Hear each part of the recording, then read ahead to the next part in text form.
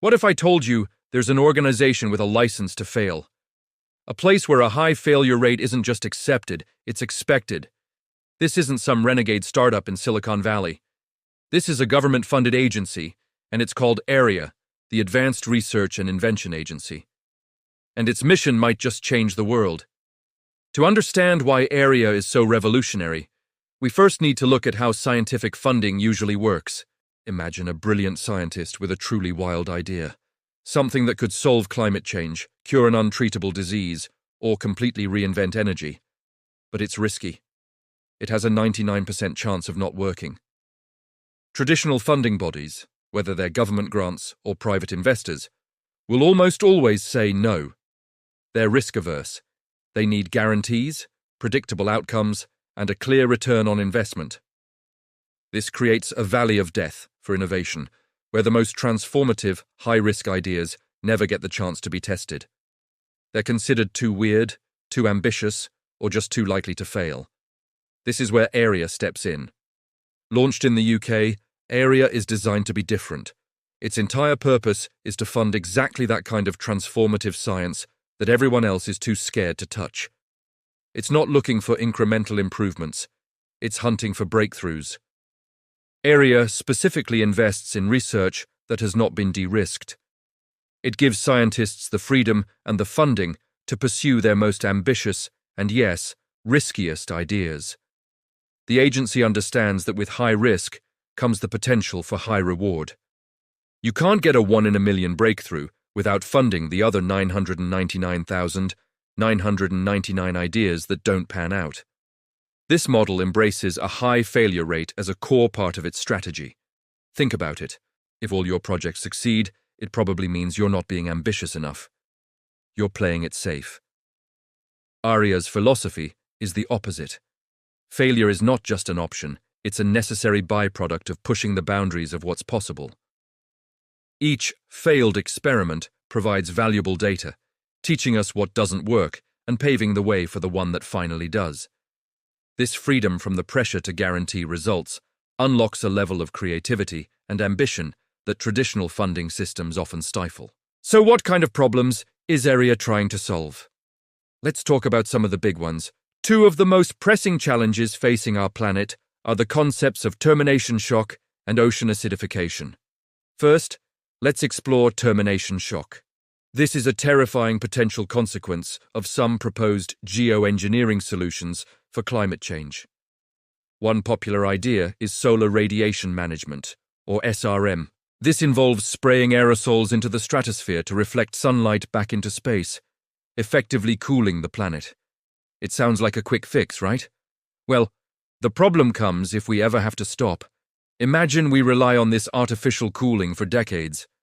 But then a war, economic collapse, or political disagreement forces a sudden halt to the aerosol spraying.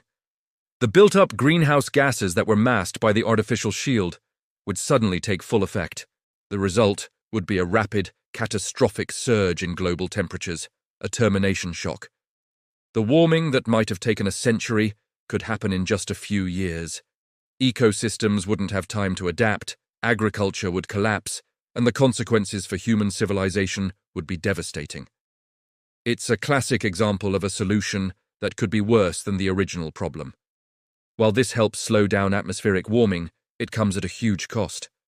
These are exactly the kinds of high-risk, high-reward projects ARIA was created to fund. The inspiration for ARIA comes from a legendary American agency, DARPA, the Defense Advanced Research Projects Agency.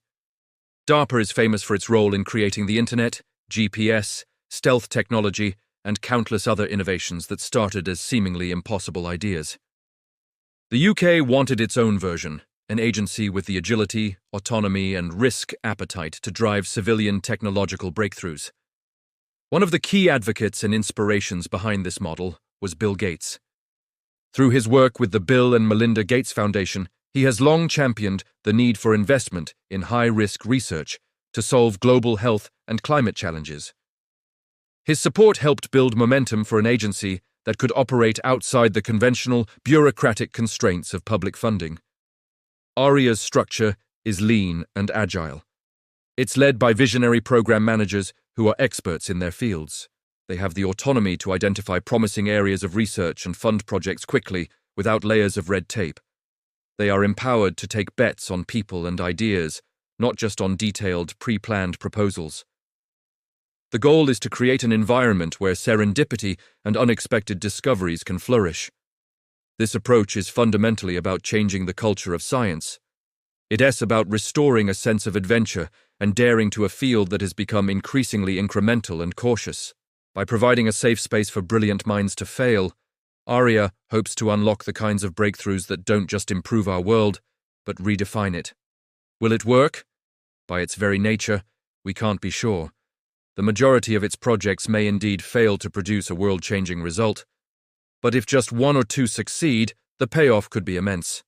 A new source of clean, limitless energy. A way to pull carbon out of the oceans. A cure for Alzheimer's. The potential rewards are so great that the risk of failure is a price worth paying. In a world facing unprecedented challenges like climate change, pandemics, and resource scarcity, playing it safe is no longer the safest option. We need big, bold, and sometimes crazy ideas. Aria is a bet on the power of human ingenuity, a declaration that no problem is too big to solve if we are brave enough to try and brave enough to fail. It's an investment, not in guaranteed outcomes, but in the possibility of a better future. And that's an investment worth making. Although it could end life on Earth. Thanks for watching. If you found this look into the future of science interesting, make sure to like this video and subscribe for more content that explores the ideas shaping our world. See you next time.